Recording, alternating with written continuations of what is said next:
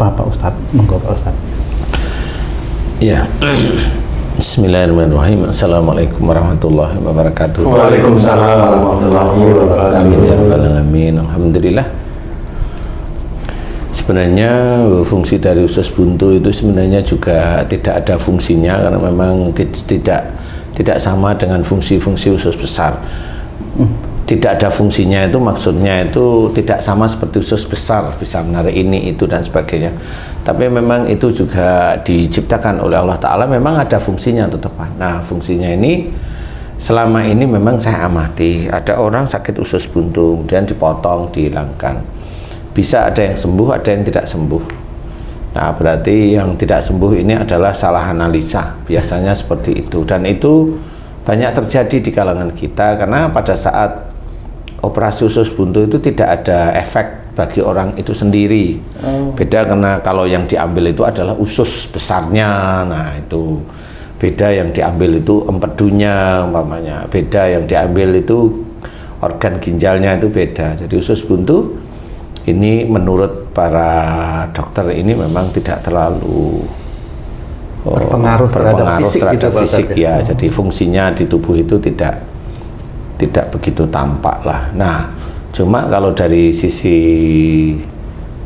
akhlak itu tetap ketemu. Jadi kalau ada seseorang usus buntu itu sudah membengkak, abses, radang, infeksi, nah ini dari mana? Padahal tidak ada. Kalau orang-orang zaman dulu kan, kesimpulan biji jambu biji gitu. Masukkan biji lombok gitu Pak Ustadz. Sehingga bengkak gitu. Iya, masukkan biji lombok. Emang mata kamu kan gitu ya, kalau kena biji lombok itu kan bengkak matanya ya. Perih. Enggak, kalau kemasukan biji lombok itu kan orang-orang itu kan doyan pedas ya, kenapa dia juga nggak bengkak kan gitu ya. Jadi harus berpikir yang real. Realitas sehari-hari itu harus kita pikirkan lah, kenapa itu kok bisa bengkak, kenapa bisa infeksi, kenapa bisa radang, atau bahkan kenapa bisa pecah seperti itu. Ya, betul. Sehingga mengeluarkan nanah dan sebagainya itu. Nah, usus buntu ini tempatnya pada usus. Fungsi usus itu adalah mencerna makanan. Ada sesuatu yang masuk, yaitu makanan, dicerna dicerna di perut, kemudian diperes-peres, diambil sari-sari yang baik oleh diserap oleh usus, maksud saya ya, bukan mencerna tapi menyerap sari-sari yang baik. Sari-sari yang baik dari makanan tersebut, sehingga sari-sari yang baik itu akan dilanjutkan ke fungsi tubuh yang lain, kemudian dipakai oleh tubuh untuk mineralnya, dipakai kan. Fungsi-fungsi mineral dipakai, fungsi air dipakai, fungsi gula kalau tidak terlalu berlebihan ya dipakai untuk energi dan sebagainya, seperti itu. Nah, usus buntu ini menurut orang-orang pintar itu memang tidak begitu berfungsi, tapi dari sisi akhlak ada. Jadi karena memang usus itu sendiri itu fungsinya adalah menyerap hal-hal yang baik dan juga mengeluarkan sesuatu yang tidak baik. Tidak baik itu maksudnya sisa makanan ya, bukan tidak baik. Yang berhubungan dengan usus langsung ya, yang berhubungan dengan usus. Nah, seseorang itu kalau dia belajar dari sisi agama Islam, dari sisi syariat, itu mirip seperti fungsi usus itu sendiri. Fungsi usus itu ya mampu menyerap hal yang positif dan nanti mengeluarkan yang tidak berguna istilahnya. Manusia harus seperti itu. Jadi umpamanya Haji J nih digoda dengan wanita cantik, manfaat nggak di dunianya? Hiburan, jadi hiburan, bener ya? Jadi hiburan. Kalau istrinya jengkelin, godaan ini menjadi harapan. Harapan digoda ya. Harapan digoda. Nah, ini juga sama, Tung juga sama. Kalau kamu digoda wanita, itu gimana coba? Ya, kadang-kadang tergoda Pak Ustadz. Karena sesuatu itu tadi, itu kondisinya gimana coba? Kondisinya itu mungkin di rumah itu pada diam-diaman. Jadi menggodakan diri ya. Ya itu Itu hubungannya dengan usus ada nggak itu Pak? Ya ada. Astagfirullah. Ya, Sebenarnya ya. kenapa saya bertanya ini, ya itu sama seperti itu. Jadi sebenarnya kalau memang itu tidak manfaat, kan nanti akan ada penolakan atau mamanya dilempar atau dibuang, kan seperti itu. Makanan dicerna oleh lambung, kemudian diputar ke usus ya, usus halus, usus 12 jari, kemudian usus besar. Itu sebenarnya itu kan nanti diserap. Nah, kalau memang HJJ digoda dengan wanita, ini sama seperti makan sesuatu yang tidak manfaat. Apa kelereng namanya? Itu kan makan kelereng itu kan nanti keluar kelereng aja ya. Gitu. Jadi ada yang tidak begitu manfaat. Kemudian kalau mamanya tergoda ya sama. Berarti yang tergoda itu memang bisa dicerna oleh kehidupan sehari-hari, dipikirin daripada istriku ini begini-begini, gimana kalau ini gitu. Jadi fungsi usus itu sebenarnya adalah mencerna, memisahkan antara yang baik untuk tubuh, kemudian juga yang tidak diperlukan oleh tubuh. Yang baik dia akan dicerna kembali, kemudian yang tidak baik dia akan keluarkan. Banyak, salah satunya adalah gas. Sehingga itu kita namakan kentut gitu. Yang kedua adalah kotoran, ya seperti itulah ya. Nah, itu fungsi usus yang baik. Jadi pada saat seseorang itu bisa mencerna persoalan di dalam keluarga, kalau mamanya HJJ digoda, istrinya baik, nggak terlalu diribetin. Jadi itu berarti memisahkan. Oh ya, istri saya baik, ngapain saya harus mau digoda mamanya? Kalau tung mamanya digoda, dilihat keluarganya. Kalau keluarganya baik, ya nggak mau digoda ya alhamdulillah. Maaf Pak Ustadz, apakah godaan itu juga bisa datang dari istri dan anak-anak di dalam keluarga itu Pak Ustadz? Sama, itu kan karakter ya nanti ya. Kalau ini hanya analogi. Faktor luar. Faktor luar sebenarnya ini hanya analogi sebenarnya. Jadi sesuatu yang tidak baik, nah, saya anggap itu godaan itu sesuatu yang tidak baik. Ya, contoh umpamanya punya uang ini 200 juta, mau beli Mercy, itu kan godaan yang tidak baik sebenarnya. Kan godaan nggak cuma wanita ya. Iya betul. Mercy umpamanya. Dicari 200 juta itu Mercy yang GLC, yang coupe, yang tahun 2021. Ya duitnya kan ya kurang. Nah, kan seperti itu. Kan 1,2 eman itu.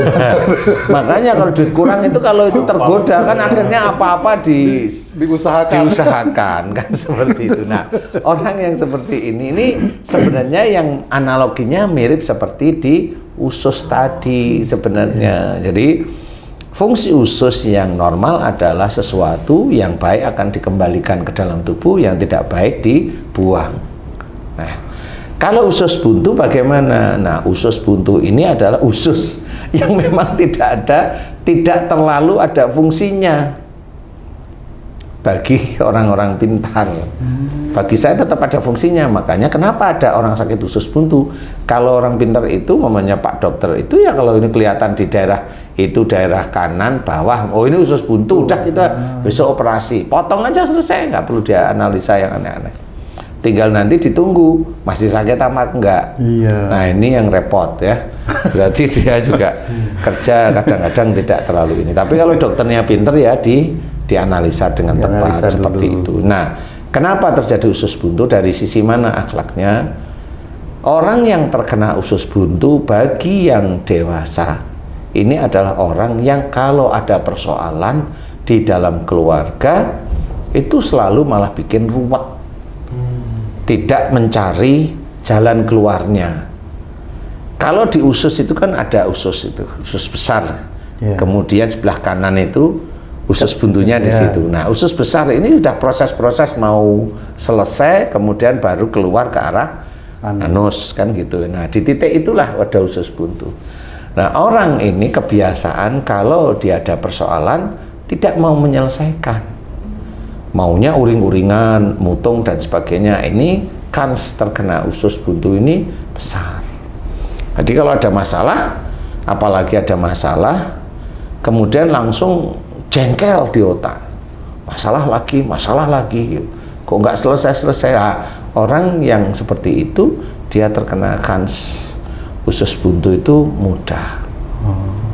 Insya Allah ya, insya Allah, karena dia tidak mau menyelesaikan masalahnya dengan normal. Jadi istilahnya itu kalau tadi saya bilang makanan itu harusnya dicerna, kok dicerna sih?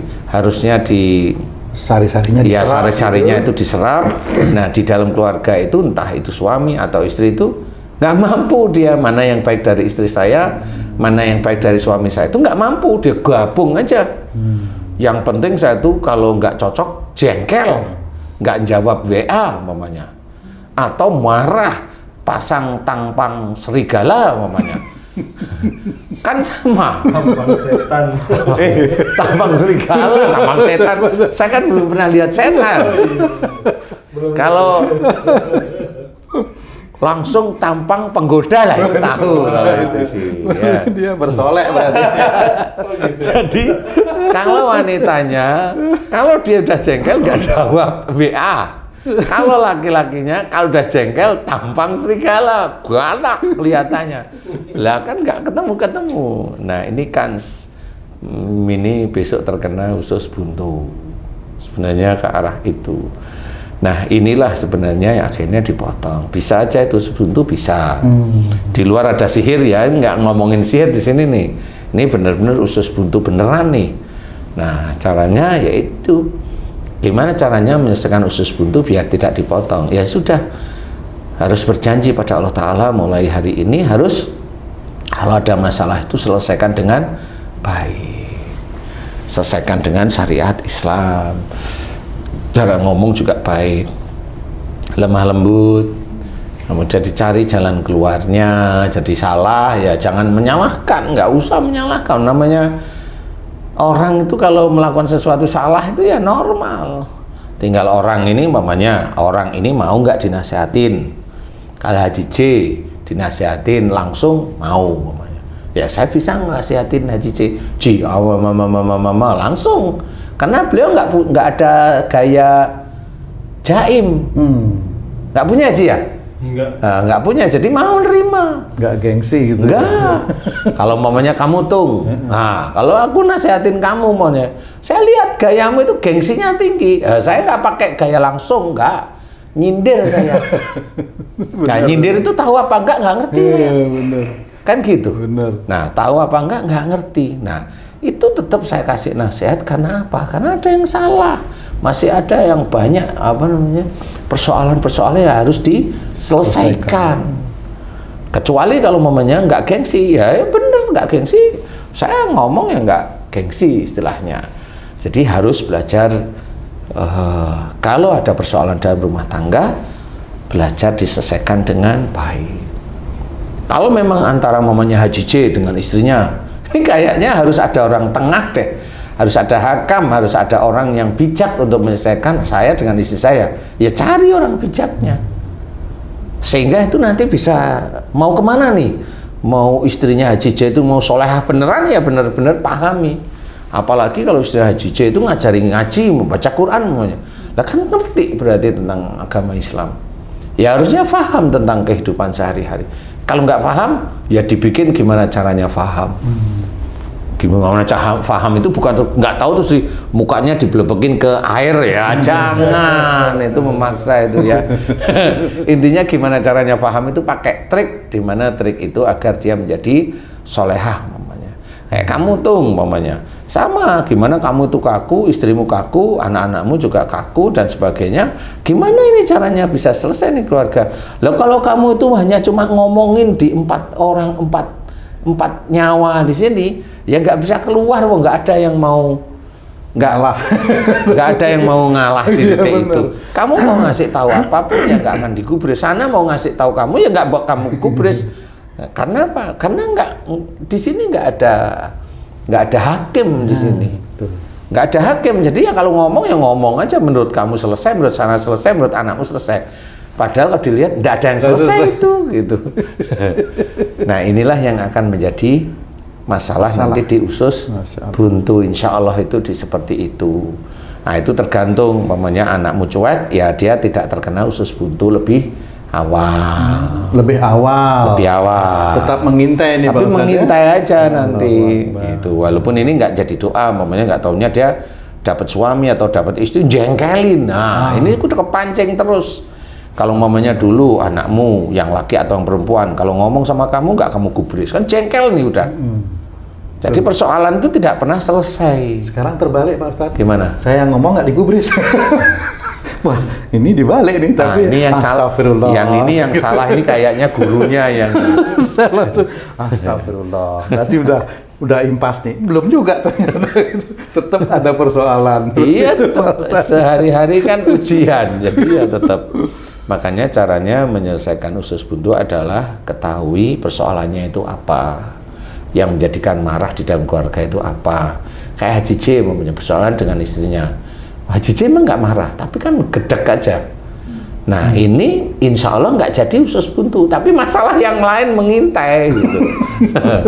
Ya, usus buntu nggak, tapi masalah yang lain mengintai. Apa itu Pak Ustadz kira-kira? Ya belum tahu saya, kan belum terjadi. Udah takut. Maaf ya Ji, maaf. Paling tidak itu yang mengintai itu adalah akhiratnya nanti. Masya Allah. Jadi tetap harus diselesaikan persoalan demi persoalan, karena persoalan itulah ujian. Betul. Persoalan di dalam keluarga itu ujian di dalam keluarga harus diselesaikan dengan syariat agama Islam yang baik, sehingga itu menjadi pahala, sehingga itu menjadi lulus di hadapan Allah Ta'ala. Itu cara-cara Islami. Kalau dibiarin namanya cuek. Kalau Kena udah masalah yang lain lagi nanti. gitu, kena Pak masalah lain lagi ya cuek lagi, akhirnya cuek gitu. Akhirnya nggak selesai semua masalah gitu. Jadi masalah datang itu biarin, nanti selesai sendiri. Padahal yang itu selesai karena Allah ingin bikin masalah baru aja, ujian selesai aja karena dibiarin. Tapi kan ujian nggak bisa, sehingga pahala di dalam rumah tangga itu nggak dapat semua. Ya istrinya nggak dapat, suaminya nggak dapat, sehingga di dalam berumah tangga ini yang mana nih mau ku anfusakum ba'alikum naro nggak ketemu. Jadi ayat itu nggak ketemu, sudah mau dicari kemana nggak ketemu nih.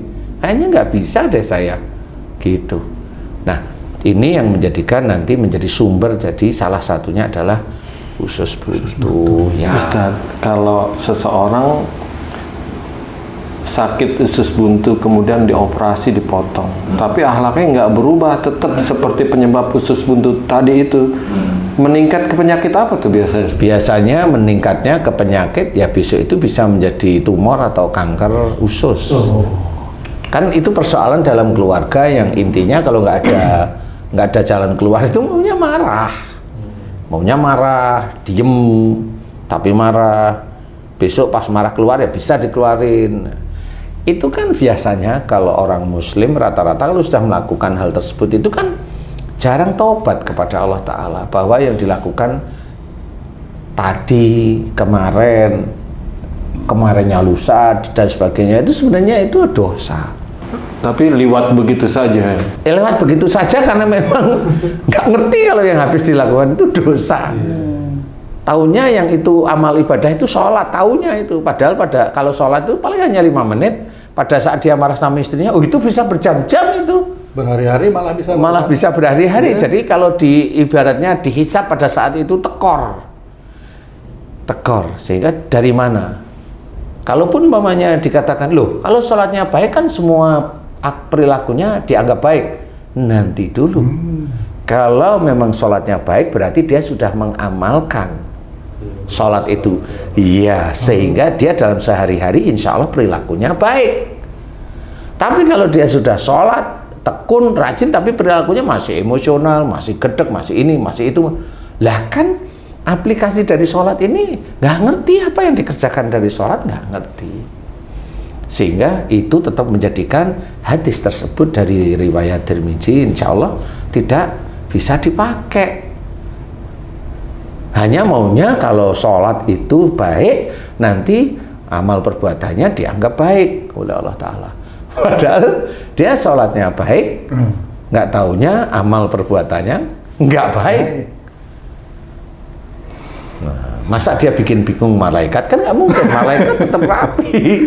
Dia sholat ditulis 5 menit tertib, sholatnya 3 menit, doanya 2 menit sholatnya 3 menit, doanya 15 menit. Yang diminta dari doa ini apa? Dunia semuanya salah lagi. Jadi itu sebenarnya diperhitungkan semua, makanya kita harus hati-hati. Dari titik itulah makanya sholat seorang muslim bisa habis dengan perilaku dia sendiri. Berarti yang dinamakan sholatnya baik itu berhubungan dengan perilaku dalam kehidupan sehari-hari, Pak Ustadz, ya? Insya Allah seperti itu. Impactnya Impactnya itu harus ke sana. Karena yang dia baca Quran.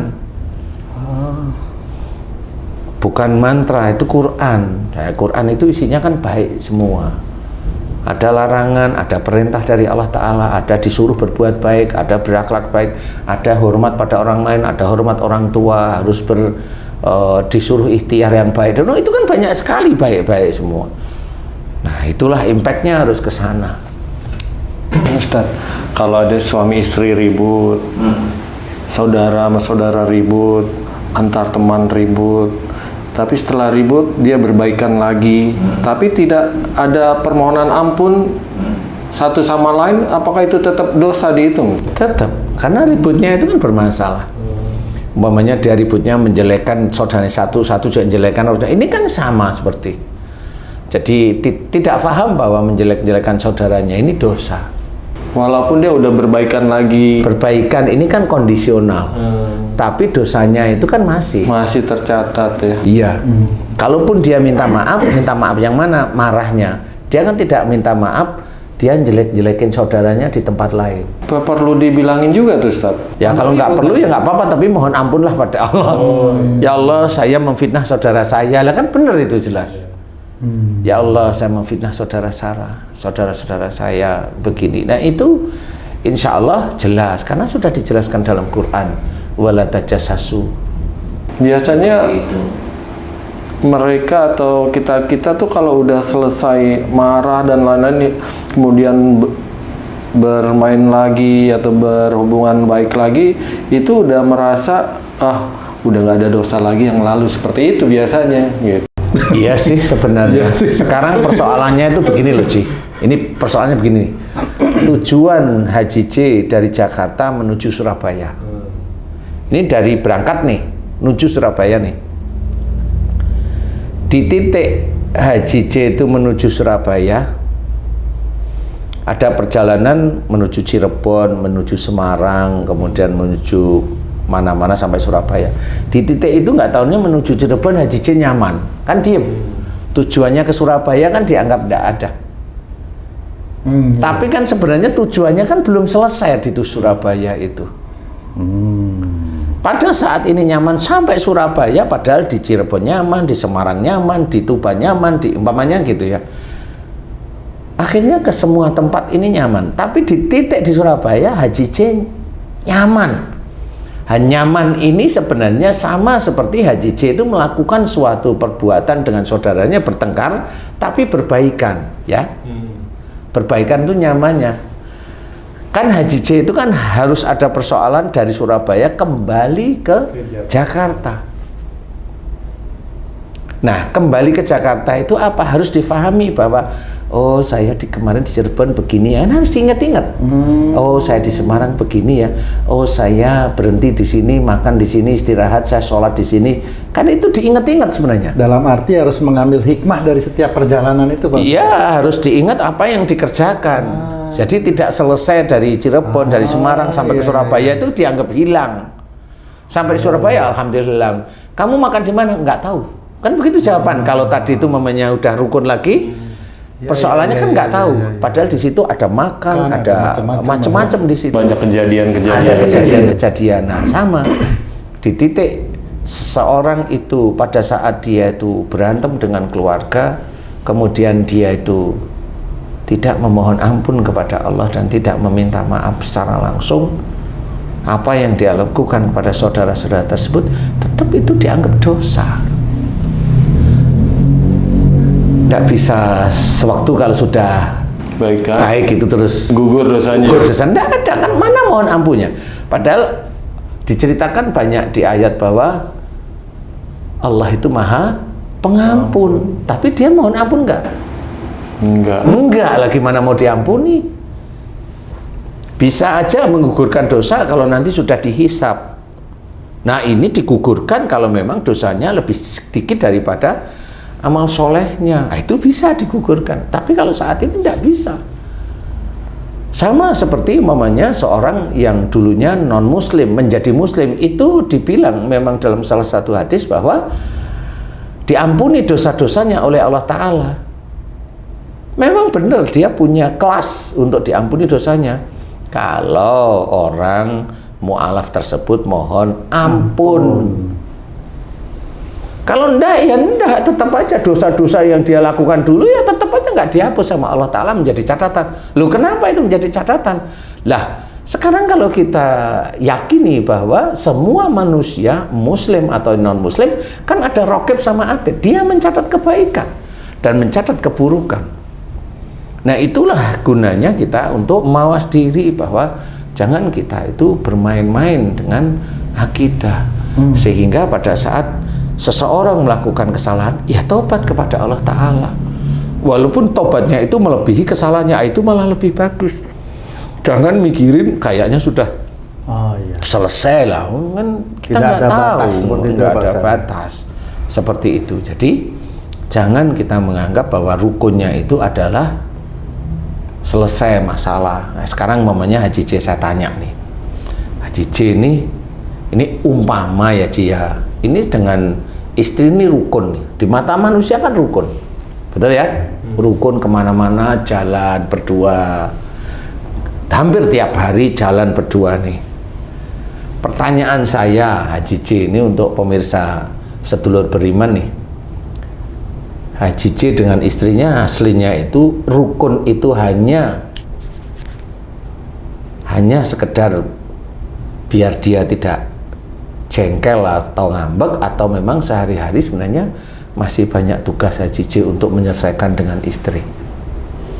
Masih banyak tugas. Nah, masih banyak tugas, yang nyatet siapa?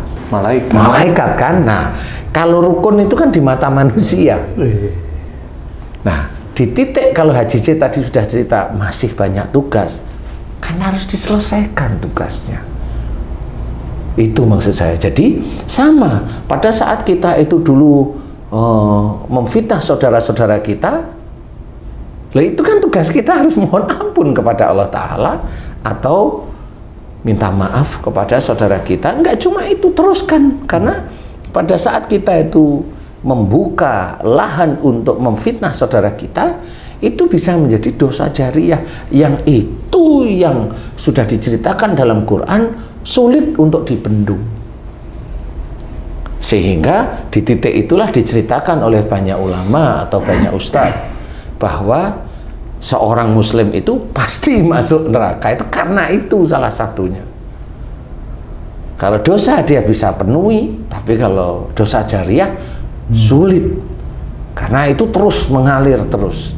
Nah, inilah sehingga dikatakan semua orang Islam masuk neraka.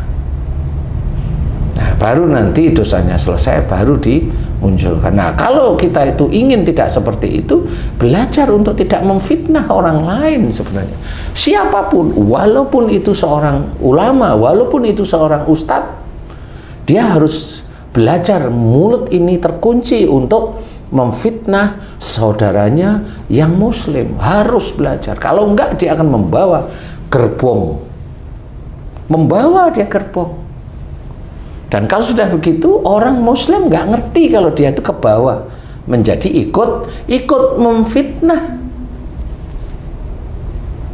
merasa benar. Makanya tadi wala tajassasu wala yaktab ba'dukum ba'do, itu kan dijelaskan.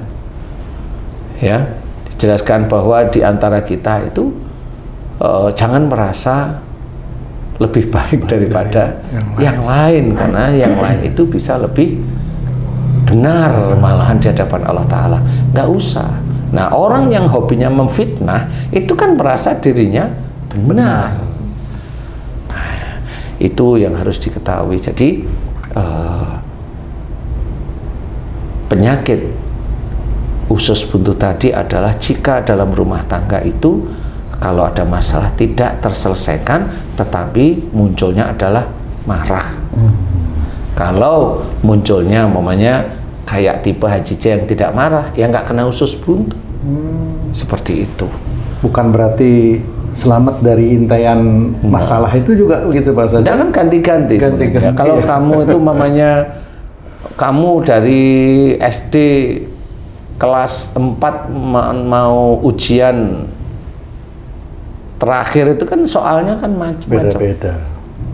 Tinggal nanti di total itu kamu lulus apa enggak kan gitu aja. Terakhir, ya. Kan mirip-mirip aja kalau kita mau berpikir realita seperti itu. Sebenarnya keimanan itu ya mirip-mirip di kehidupan Bisa dunia dianalogikan seperti itu. Bisa. Nah, Pak Ustadz, mohon maaf ini tadi kan itu di dalam rumah tangga berarti suami istri. Kalau yang terkena usus buntu ini seorang anak kecil misalnya, itu bagaimana Pak Ustadz? Sama, di orang tuanya itu kalau menyelesaikan masalah emosional, salah satu emosional bisa, dua-duanya emosional bisa. Turun ke anaknya seperti itu. Pak Ya Ustadz, sebenarnya sifat itu ada pada anaknya. Cuma pada saat di titik orang tuanya itu umpamanya dia itu dekat sama Allah, dekat itu maksudnya ibadahnya tertib umpamanya ya.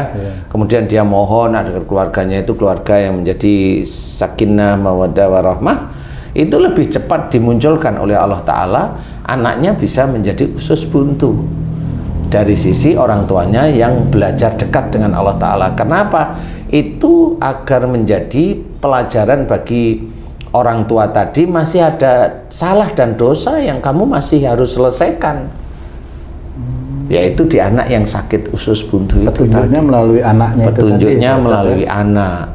Jadi kalau ditanyain, bener nggak kalau di antara bapak sama ibu ini kalau ada masalah sering berantem?